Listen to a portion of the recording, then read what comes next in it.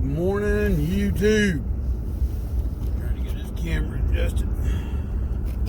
I hope everybody's doing all right today. It is a cold and wet day down here in Robeson County, North Carolina. This is your host, the old soldier. Good, hope everybody's doing all right today. Trying to plug through today best I can. I woke this morning. You ever woke up and have a crank in your neck? You can't turn one way? That's me this morning. Must have slept on it the wrong way or something. But it's stiff and I can barely turn it to the right. So that makes for a whole lot of fun when you're trying to get across traffic and you got to look to the right. And I know. Drink water and take Motrin. Haha. That was the old Army medics remedy for everything. Here, take 800 milligrams of Motrin, drink plenty of water. But Doc, I got shot in the leg. There's some Motrin, drink water. Doc, I'm burnt over 90% of my body. Here's some Motrin, drink some water. I'm just kidding. The medics in the Army are phenomenal. But sometimes they're limited in what they can do based on the tools of the trade they're given at the time. And I say that to say this, is that when I went back on active duty in 94, and I was in an airborne battalion, out on the drop zone one night, and a guy broke his femur. Hear it snap 100 yards away when he hit. You break a femur, folks. That's the largest bone in your body, and that boy was in some pain. It didn't penetrate the skin, but you could tell where it was protruding, and at any given time could have probably punctured through the skin. And this boy he was in some mother-loving pain. The only thing the medics had on hand to treat him at the time was Motrin. For some reason, and I don't know, because I was never an Army medic, so I don't know what all they've been authorized to carry in the past during peacetime training versus what they're authorized to carry in wartime. What I do know is that somebody asked the doc on the drop zone that night, "Don't you got any morphine to give him?" He said, "No, they took morphine out of our med kits because XYZ reason, I forget what it was, but for training purposes, they'd taken all the morphine out." This boy could have used some morphine for that pain he was in that night. So I don't know what they're, and if there's anybody out there that's a former Army medic or a current Army medic, sound off the comments below. Maybe it was just something my battalion was doing. I don't know. But I just know that boy was in some pain, and they didn't have nothing but some Motrin to give him. I thought to myself, ooh. And we were, I forget which drop zone. I think it was Sicily. Yeah, the Sicily drop zone. But even then, Sicily, the main post Fort Bragg, it's still a good bit of a drive. I think they took him by field ambulance to the hardball and then transferred him to a civilian style ambulance from Womack Army Hospital. And at that point in time, they may have done an intravenous IV and gave him some painkillers at that point in time. I don't know. I wasn't there when they transferred him. Yeah, I can remember he was hurting.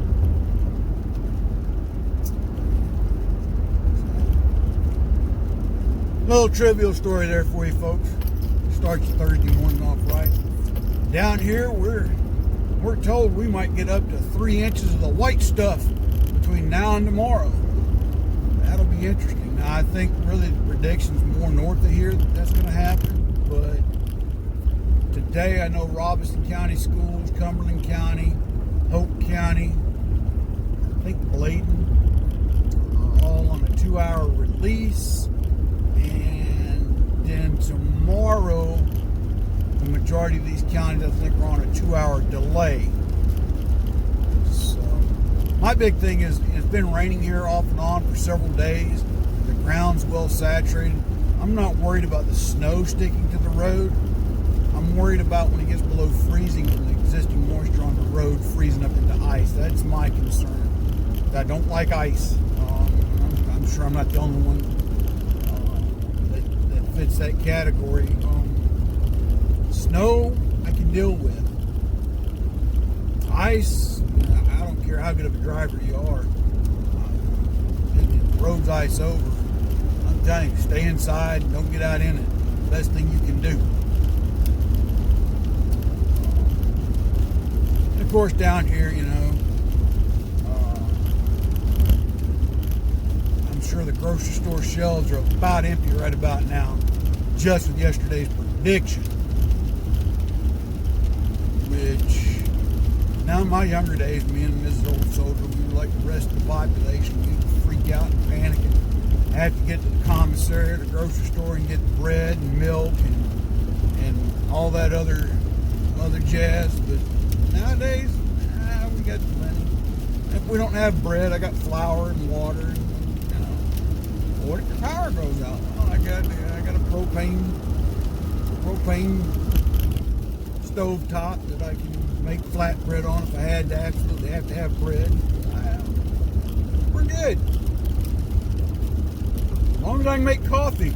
Hey, I got an old-fashioned percolator, so for you younger kids, go to a camping store, go to the camping section, and ask them to show you a percolator camp pot. Pretty simple process, actually. But anyway, I can remember that time my mom and dad used to make coffee. It was a percolator. I remember Dad coming home with an electric percolator. So that meant that freed up an eye on the stovetop in the morning. And you're saying, what is he talking about? Well, before the days of the, you know, pull and pour pots that you get nowadays, or even those little single K-cup makers, you had to brew your coffee in what's called a percolator. Had a stem and a basket at the top. You put your coffee grounds at the top, and then you put that basket, because that stem was the tube that the water come up through. As it got hot enough, and would come back down through the coffee grounds and thus brew your coffee. Well, it used to be you had to cook them on your stovetop. Then they come out with these electric percolators, so you can plug it anywhere in the house and it'd do the same thing. And then eventually they started making home, you know, restaurant-style coffee makers for the home. You know, I think Mr. Coffee was one of the first ones to do that. You know, you had the glass bulb and some more trivial nonsense for you this morning. Why? Because I really don't want to talk about the Bloomberg debate. I call it the Bloomberg debate because what I was watching in the clips this morning, they tore that guy up. Tore him up. What are you going to do, right? But I'm sure some of you viewers out there remember the old percolators you plugged in, make a pot of coffee. And there's some of you I know that use French presses when you don't have power. I've never had one. It's not to say I couldn't figure out how to use one. I've just never had one. But a buddy of mine, you know, said, try to get you a French press. Okay. Just haven't got around to it. Like I said, I got my little percolator for camping. It works just fine. Actually, I've got one in blue enamel coffee pots. So, you know, worst case scenario, I got no power and I run out of gas. I can build a fire in the backyard and put it on the side of there. I got coffee. Everything else is irrelevant until I get my coffee. How many of y'all out there have a coffee addiction? Sound off in the comments below. I will tell you this, if I don't have my coffee in the morning, I'm not one to be messed with. At least I used to be that way. I think I've mellowed out some. But I know in my younger days, after I got hooked on coffee, got hooked on the stuff when I was stationed in Germany. There's two things to do on Saturday nights in Germany. go out and get butt face plastered drunk. Had my fair share of that. Or sit up all night, drink coffee, and talk. I've had my fair share of doing that. And that's kind of how I got hooked on coffee. I started basic training, but not like I am today, where I got to have about at least almost a whole pot just to get functioning in the morning. And I guess at my peak, I was drinking 2 pots of coffee a day at one time. My last job in the Army kind of did that to me, but after I retired, I got back down to about a pot a day, and I guess this morning I had about 2/3 of a pot, and then I got this individual cup I took out with me this morning. And somebody told me, you need to start drinking tea. Okay, well, tea's just not my cup of tea, if you will. Just old-fashioned like it, I guess, like my coffee.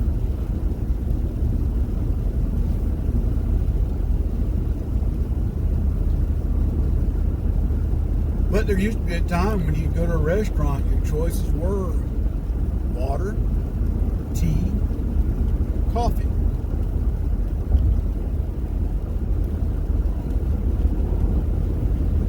And sodas, of course, had sodas. I remember my dad talking, a lot of restaurants, cafes, either water, coffee, or tea.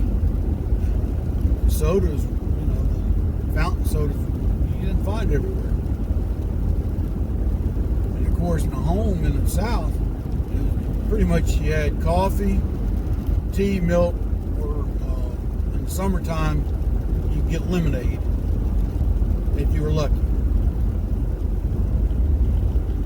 But for most Southerners, the average sweet drink was sweet tea. Now, I'm an oddball when it comes to being a Southerner. I don't like sweet tea. Never have. And I get scowls from people when I tell them that. It just is what it is. I never claimed to be normal.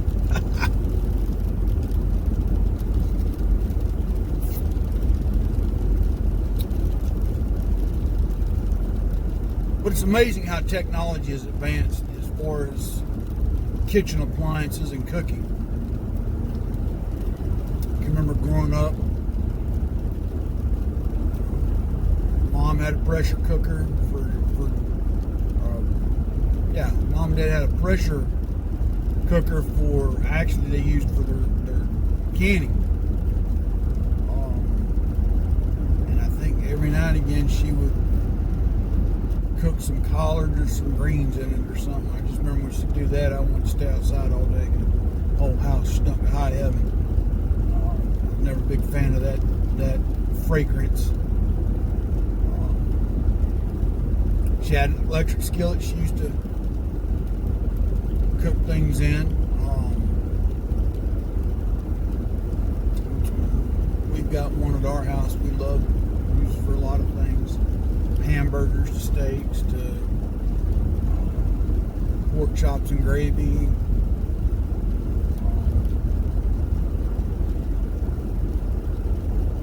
Very handy little cooking implement to have.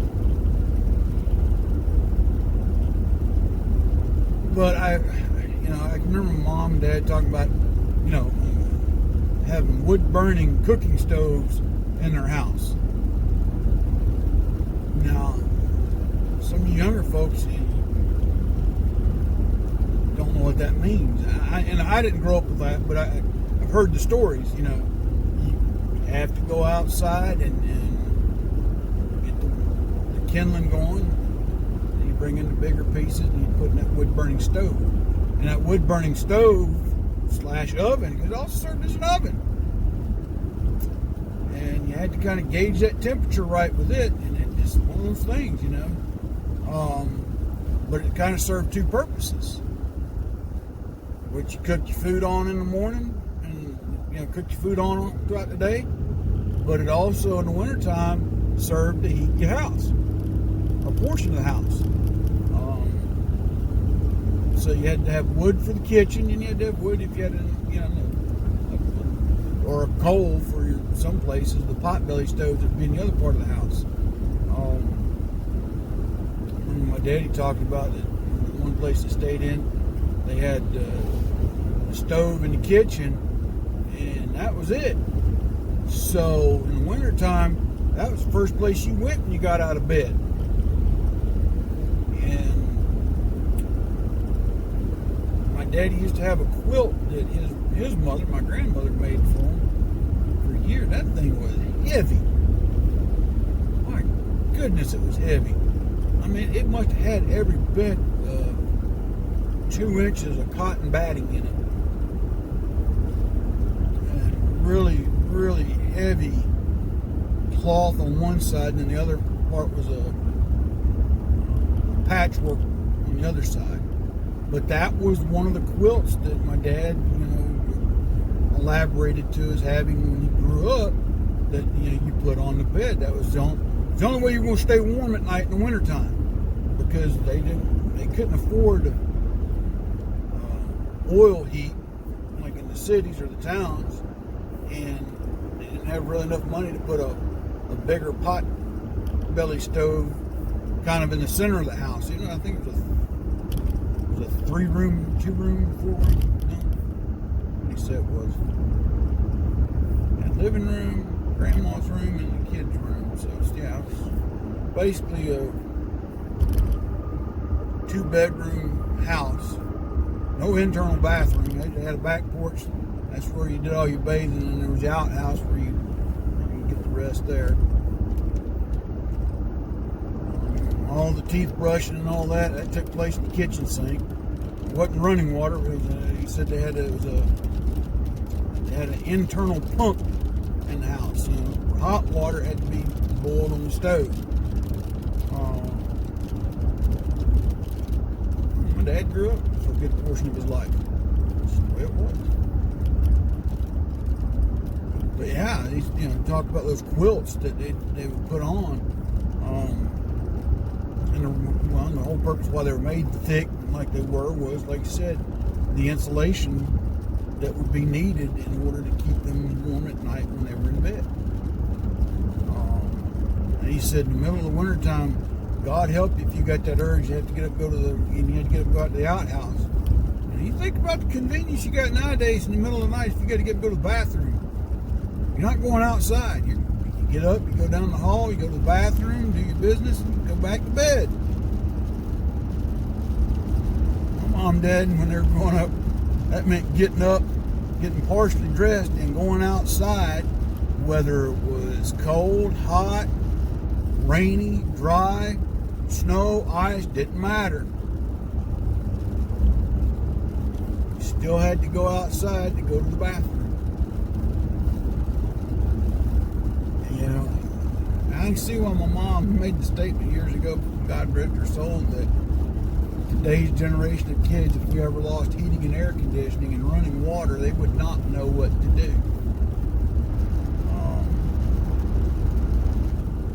I used to be like that.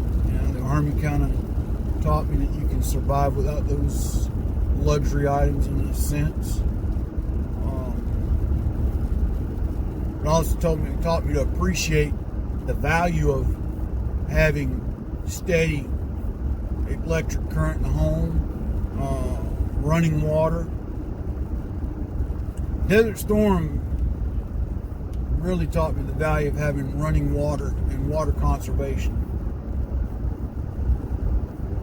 Because when we left Saudi Arabia to go out and wherever it was out in the middle of nowhere before the ground war and air war kicked off, we were dependent upon water purification units to come and fill our showers, the portable wood-built showers we took out to the desert, and bottled water for drinking and brushing our teeth.